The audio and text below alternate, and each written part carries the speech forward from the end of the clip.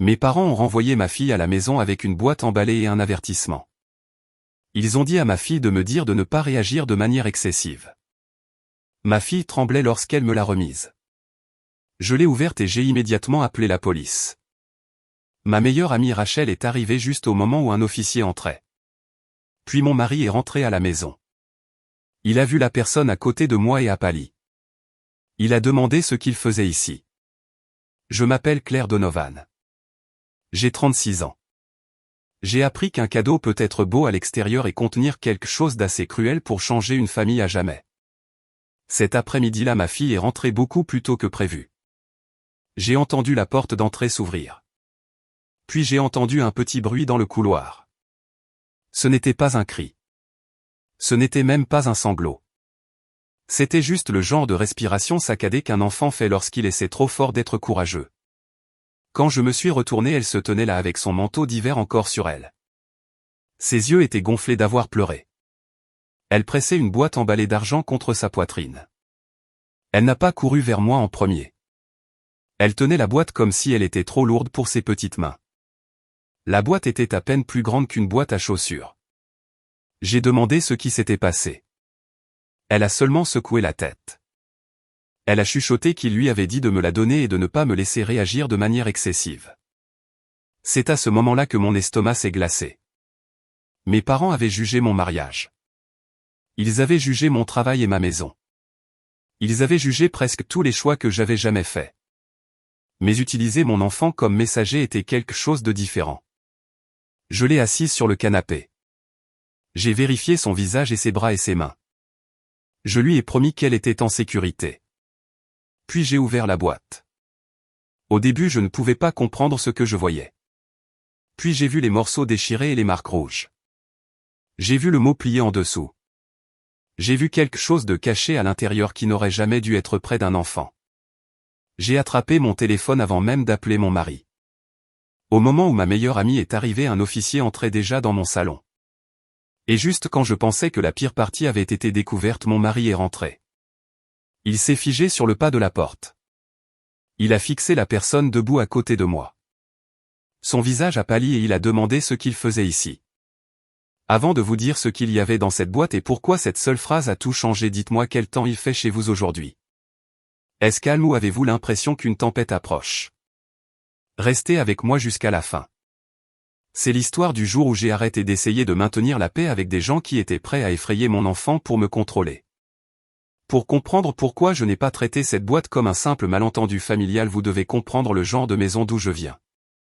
De l'extérieur, mon enfance semblait parfaitement normale. Nous avions une maison propre dans un quartier calme à l'extérieur de Madison dans le Wisconsin. Il y avait des photos de famille sur le mur du couloir. Nous portions des vêtements d'église le dimanche. Mes parents savaient exactement comment sourire quand d'autres personnes regardaient. Mon père Victor Whittaker avait été shérif adjoint pendant plus de 20 ans. Et il ramenait cette voix à la maison avec lui chaque soir. Il ne posait pas de questions. Il donnait des ordres. Ma mère Marlène Whittaker travaillait comme secrétaire d'école avant de prendre sa retraite. Elle avait le talent de faire paraître raisonnable chaque chose cruelle. Si mon père élevait la voix, elle disait qu'il était juste inquiet. S'il m'insultait, elle disait que j'étais trop sensible. Si je pleurais, elle me rappelait que certaines filles avaient la vie beaucoup plus dure. J'ai grandi en apprenant que la paix dans notre maison signifiait mon silence. Quand je suis devenu adulte, j'ai pensé que la distance arrangerait tout. J'ai construit une vie qu'ils n'avaient pas choisie pour moi. Cela seul leur a semblé être une trahison. Je suis devenu ergothérapeute pédiatrique parce que j'aimais aider les enfants à se sentir de nouveau en sécurité dans leur propre corps. Mon père disait que ce n'était pas une vraie carrière. Il voulait que je fasse du droit et que j'épouse quelqu'un avec un titre. Il voulait que je reste assez près pour qu'il garde un œil sur chaque décision que je prenais. Quand j'ai épousé Ethan, mon père a agi comme si j'avais gâché ma vie. Ethan n'était pas tapa accent Gravelines ni riche. Il n'était pas le genre d'homme dont mes parents pouvaient se vanter au dîner. Il était stable et gentil et patient. C'était exactement les choses dont j'avais eu besoin toute ma vie. Mes parents détestaient le fait de ne pas pouvoir l'intimider facilement. Après la naissance de notre fille Harper, leur contrôle est passé de moi à elle. Soudainement, chaque visite s'accompagnait de commentaires. Son école était trop ordinaire. Ses vêtements étaient trop décontractés. Son heure de coucher était trop flexible. Ses cours d'art étaient une perte de temps. Ma mère souriait à Harper et disait des choses douces. Puis elle me chuchotait que je l'élevais pour être faible. Mon père aimait dire « un enfant a besoin de structure ».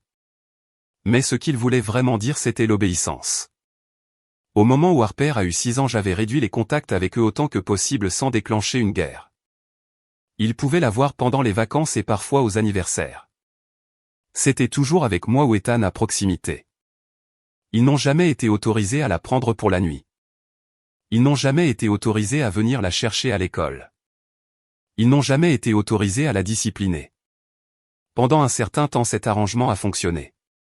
C'était principalement parce que mes parents tenaient encore à avoir l'air de bons grands-parents. Puis Ethan a reçu une offre d'emploi à Denver. C'était le genre d'opportunité pour laquelle les familles prient. Un meilleur salaire et un meilleur emploi du temps. Un quartier plus sûr près de bonnes écoles. C'était une chance pour Harper de grandir dans un nouvel endroit sans que mes parents ne planent sur nous. Nous l'avons dit à mes parents lors d'un dîner le dimanche. Nous pensions qu'ils seraient déçus mais polis. Ma mère est devenue silencieuse. Mon père a posé sa fourchette et a fixé Ethan comme s'il avait commis un crime. Puis il m'a regardé et a dit « Tu ne peux pas emmener ma petite fille juste parce que ton mari a eu de la chance. » Je me souviens qu'Harper s'est figé sur sa chaise. Je me souviens qu'Ethan a cherché ma main sous la table. Et je me souviens avoir réalisé que mon père n'avait pas dit notre fille. Il n'avait même pas dit ta fille. Il a dit ma petite fille. Comme si Harper était sa propriété.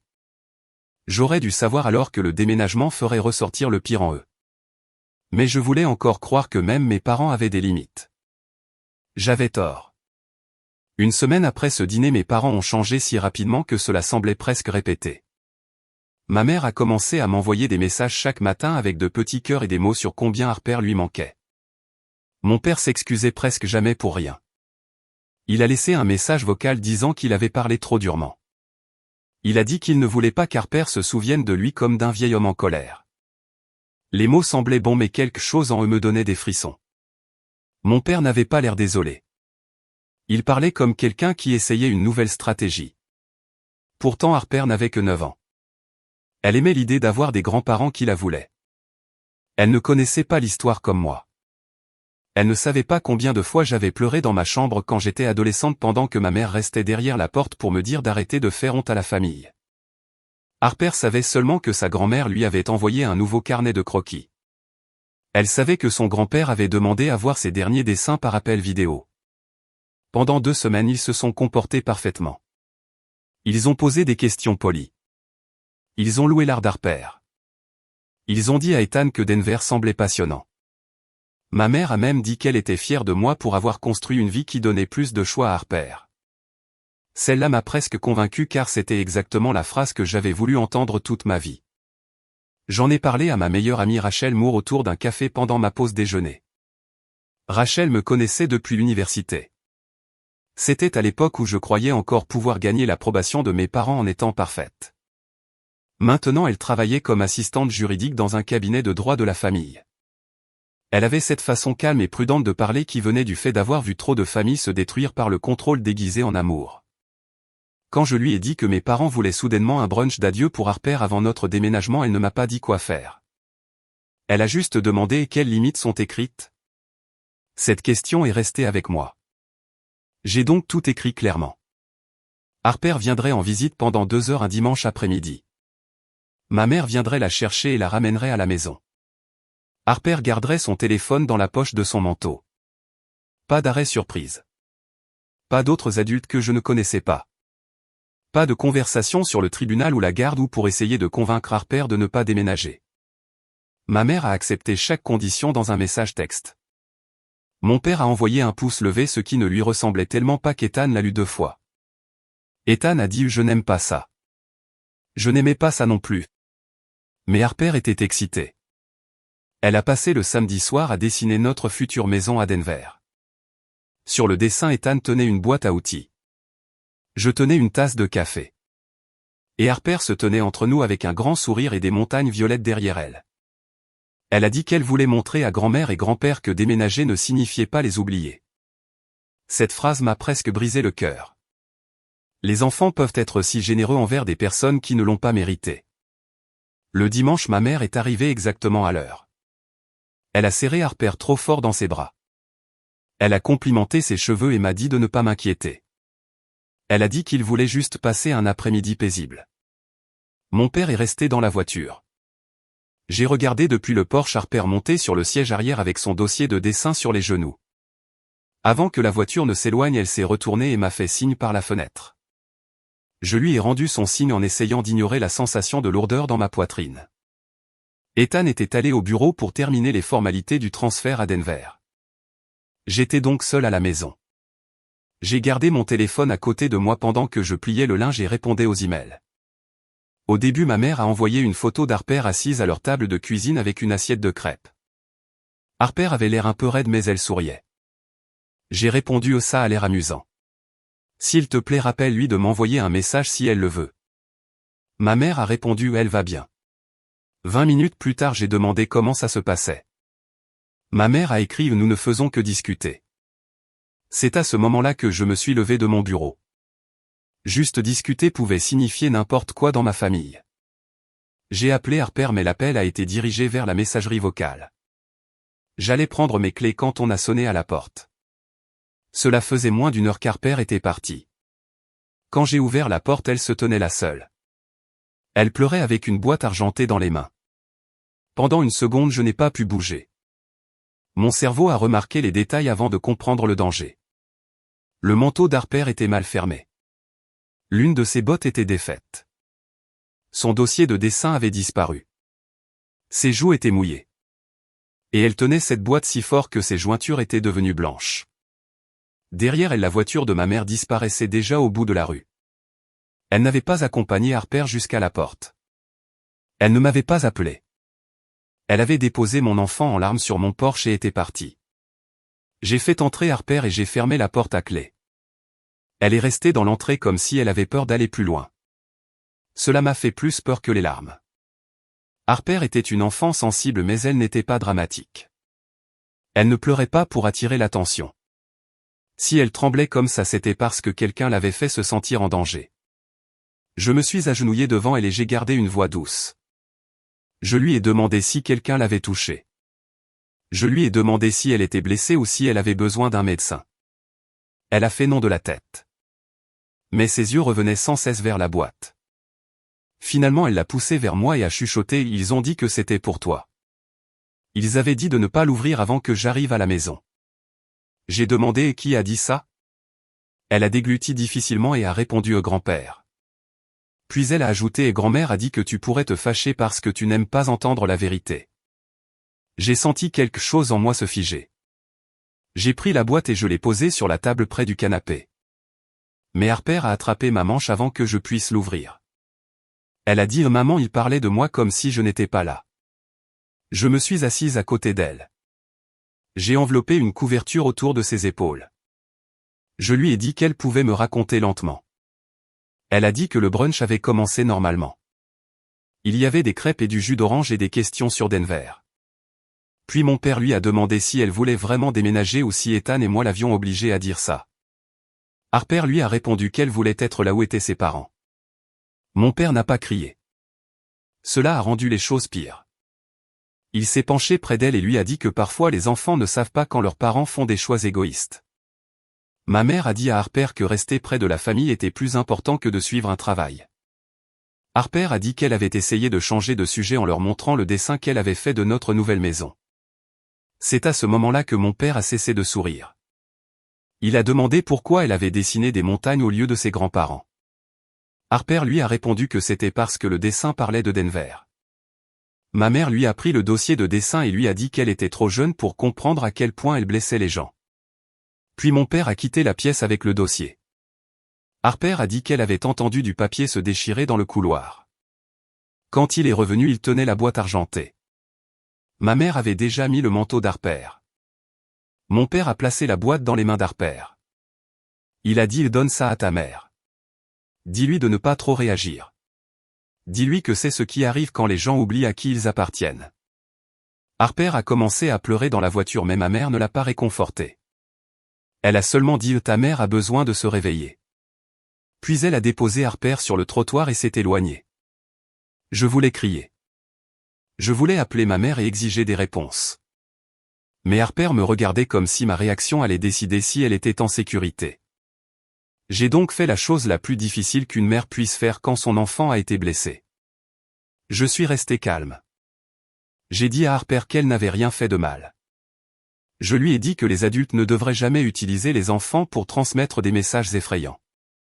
Je lui ai dit que la boîte pouvait attendre jusqu'à ce qu'elle se sente prête. Elle a hoché la tête mais elle a continué à la fixer. Puis elle a dit « Je crois qu'il y a quelque chose de mauvais à l'intérieur ». J'ai envoyé un texto à Rachel d'une seule main.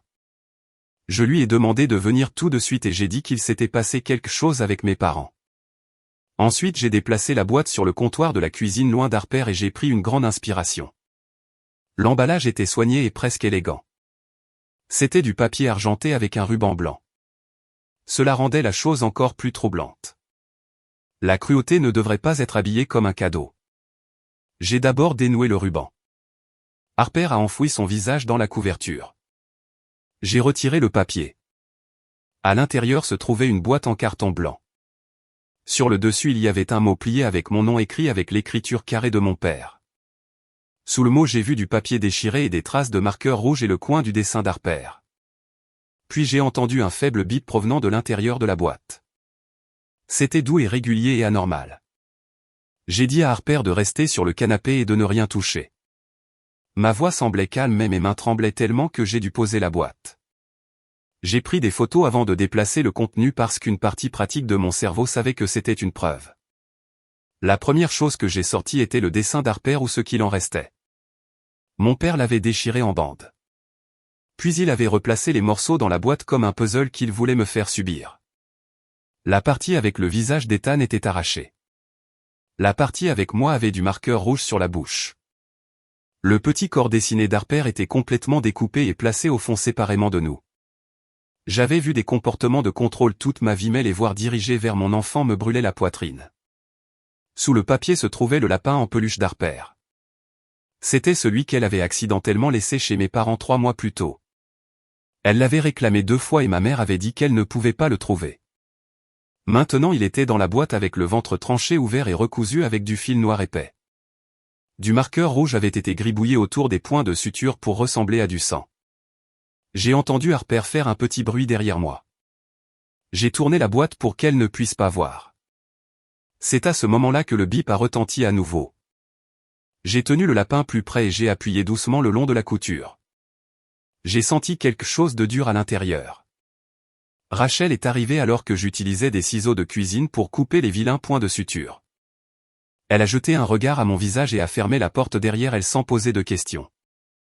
J'ai sorti un petit appareil noir pas plus grand qu'une clé de voiture. Rachel l'a fixé et a dit « Claire, cela ressemble à un traceur ». Pendant un instant la pièce a basculé.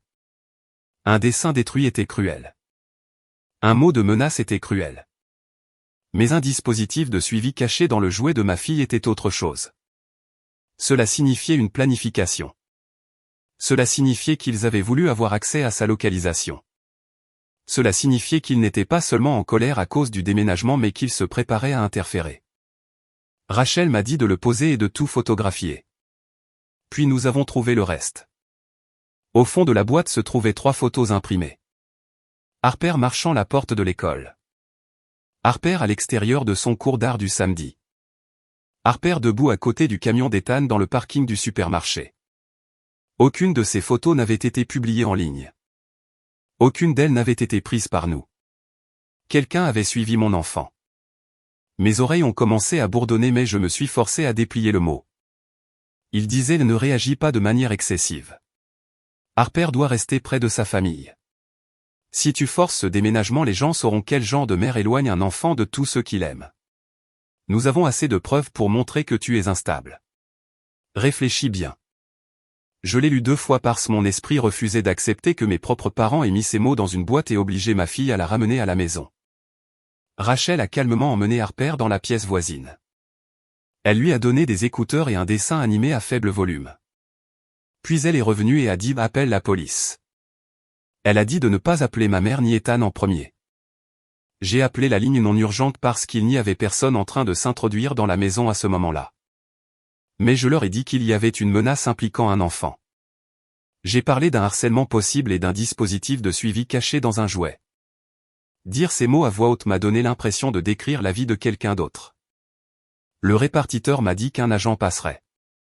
Pendant que nous attendions, Rachel m'a aidé à tout placer sur des sacs en papier propre au lieu de plastique. Elle a dit que c'était mieux pour préserver les objets si quelqu'un devait les examiner. Elle n'agissait pas comme mon avocate. Elle agissait comme la seule personne dans la pièce capable de penser clairement pendant que mon monde s'effondrait. Harper a demandé une fois si elle avait des ennuis. Je suis allé la voir immédiatement. Je me suis agenouillé et je lui ai dit que non. Je lui ai dit que les adultes qui l'avaient effrayée étaient ceux qui avaient fait quelque chose de mal. Elle a chuchoté et grand-père a dit que tu serais en colère contre moi si je pleurais. Cette phrase a fait plus mal que le mot. Je lui ai dit que pleurer était la façon dont son corps disait la vérité. Quand l'agent Daniel Price est arrivé, il ne m'a pas ignoré comme je le craignais. Il a demandé à voir la boîte et le mot et les photos et l'appareil. Son expression a changé quand il a vu les photos d'Harper à l'école. Il a posé quelques questions douces à Harper avec moi à ses côtés. Elle lui a parlé du brunch et du dessin déchiré. Elle a raconté que mon père avait dit que sa mère n'écoutait que lorsqu'elle avait peur. L'agent Price a noté cela lentement. Puis on a frappé à la porte. Ce n'était pas doux. C'était 3 coups forts comme si la personne à l'extérieur croyait que la porte lui appartenait toujours. J'ai regardé par le Judas et j'ai vu mon père sur le porche. Sa mâchoire était serrée et ses yeux étaient froids. Avant que je puisse parler, il a appelé à travers la porte. Il a dit « Claire, je sais que tu as appelé la police. Ouvre avant de faire honte à cette famille plus que tu ne l'as déjà fait. » L'agent Price s'est avancé et m'a dit de n'ouvrir la porte que si je me sentais en sécurité. Rachel a emmené Harper dans le couloir. J'ai ouvert avec la chaîne toujours en place. Mon père a regardé au-delà de moi. Il a vu l'officier et a souri comme si tout cela était en dessous de lui. Il a dit qu'il était venu pour expliquer une affaire de famille. L'agent Price lui a dit de reculer. Mon père ne l'a pas fait. Il a dit « Je suis son père. J'ai le droit d'être ici. » C'est exactement à ce moment-là que le camion d'Ethan s'est garé dans l'allée. Ethan a passé la porte en portant toujours sa veste de travail. Il tenait ses clés dans une main et son téléphone dans l'autre.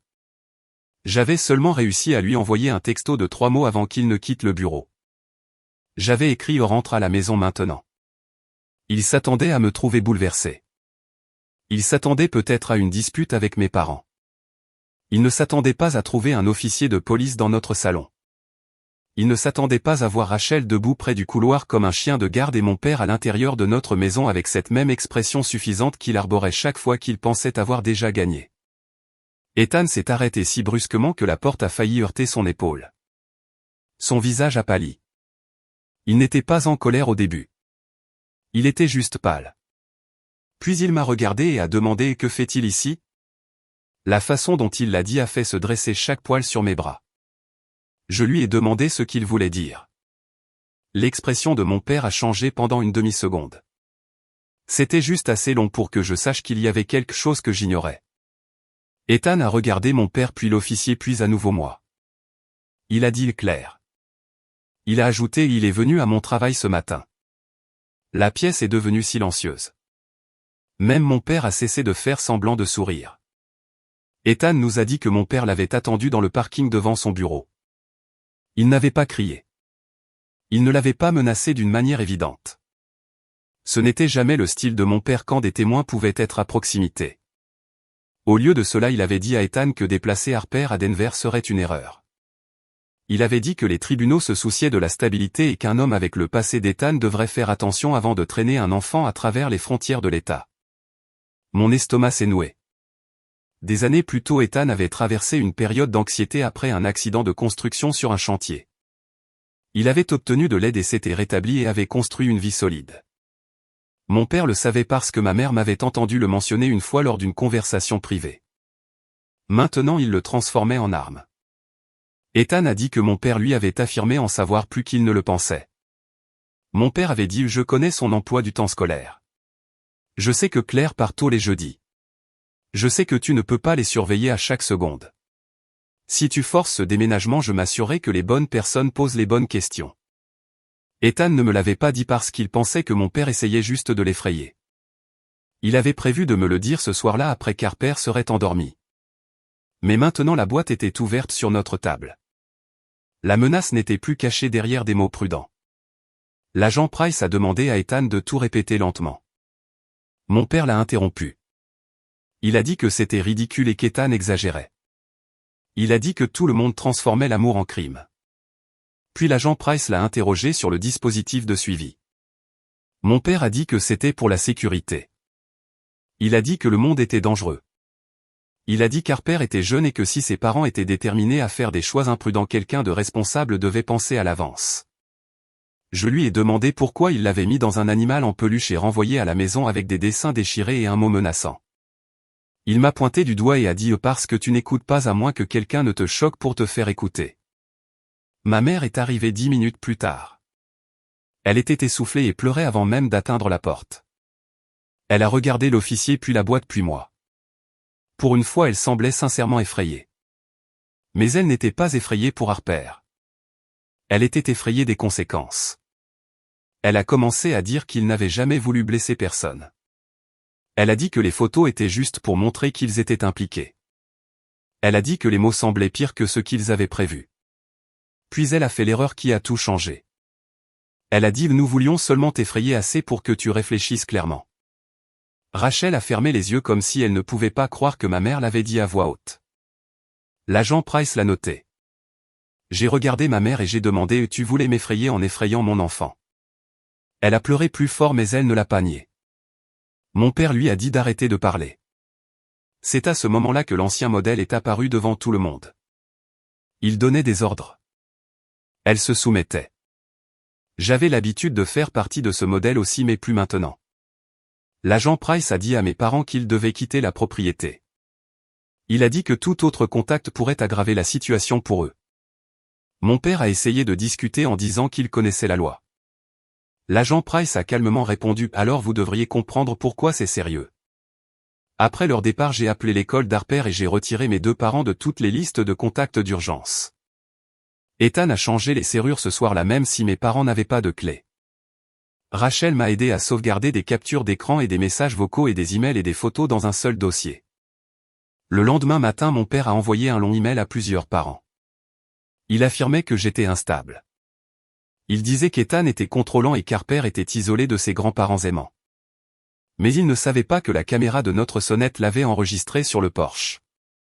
Il ne savait pas qu'il avait été enregistré en train de me dire d'ouvrir la porte avant de faire honte à la famille.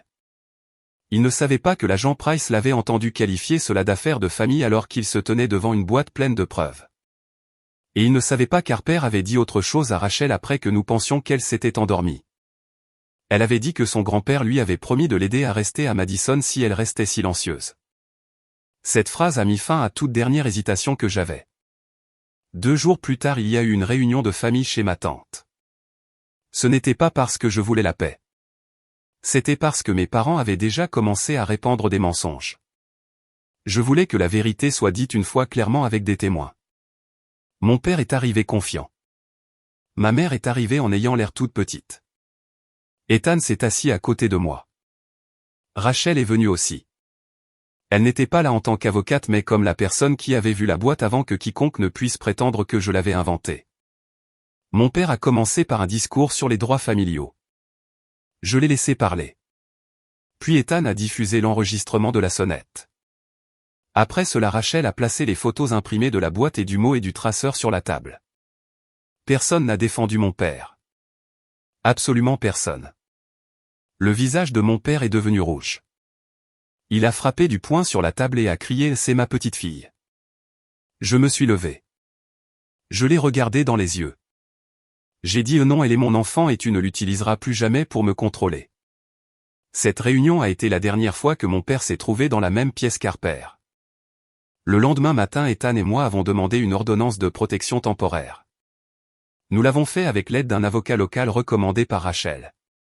Nous avons tout apporté.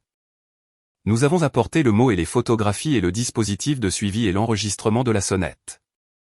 Nous avons apporté des captures d'écran des emails de mon père et la déclaration écrite de l'agent Price. Nous avons apporté la déclaration d'Ethan sur la menace dans le parking. Le plus douloureux a été d'apporter le propre récit de ma fille sur ce qui s'était passé au brunch. Je détestais que les mots d'Harper doivent faire partie d'un dossier. Mais je me suis rappelé que protéger un enfant signifie parfois documenter la vérité. Cela est vrai même quand la vérité fait mal à lire. Le tribunal a accordé des restrictions temporaires pendant l'examen de l'affaire. Mes parents n'ont pas été autorisés à contacter Harper ou à venir chez nous ou à s'approcher de son école ou à envoyer des cadeaux par l'intermédiaire de parents. Je m'attendais à ce que ma mère supplie. Je m'attendais à ce que mon père enrage. Ce à quoi je ne m'attendais pas, c'était la rapidité avec laquelle leur image parfaite a commencé à s'effondrer. Mon père avait passé des années à être l'ancien adjoint respectable. Il était l'homme en qui les voisins avaient confiance. Il était l'homme que les autres parents saluaient lors des événements scolaires. Mais les gens vous regardent différemment quand ils apprennent que vous avez caché un traceur dans le jouet d'un enfant. L'école d'Harper a été informée immédiatement. Son directeur a été gentil mais ferme. Mes parents ont été retirés de chaque liste de ramassage et de chaque liste d'événements et de chaque formulaire d'urgence. Un membre du personnel a reconnu la voiture de mon père sur les photos. Il a admis l'avoir vue garée près de l'école plus d'une fois. Mon père n'avait pourtant aucune raison d'être là. Ce détail a également été versé au dossier. Mon père a essayé de se sauver en disant qu'il n'avait fait que veiller sur sa petite fille. Mais quand l'inquiétude ressemble à de la surveillance, ce n'est pas de l'amour. C'est du contrôle. Ma mère a essayé une approche différente. Elle a envoyé des messages par l'intermédiaire de proches pour dire qu'Harper lui manquait. Elle a dit qu'elle avait subi des pressions. Elle a dit qu'elle n'avait jamais voulu que la boîte soit si effrayante. Pendant quelques heures, cela a presque marché sur moi. Ce n'était pas parce que je la croyais. C'était parce que les filles gardent l'espoir plus longtemps qu'elles ne le devraient. Puis je me suis souvenu d'Harper debout dans notre entrée avec des mains tremblantes. Je me suis souvenu de ma mère s'éloignant en voiture sans vérifier si sa petite fille pouvait même respirer à travers ses larmes. Donc quand un parent m'a dit que ma mère avait le cœur brisé, j'ai répondu qu'elle avait remis la boîte à mon enfant. Cela a mis fin à la conversation. Mon père a fait une dernière erreur 3 semaines avant notre déménagement. Il s'est présenté à l'école d'Harper avec un bouquet de fleurs et un ours en peluche. Il a dit au secrétariat qu'il voulait seulement dire au revoir.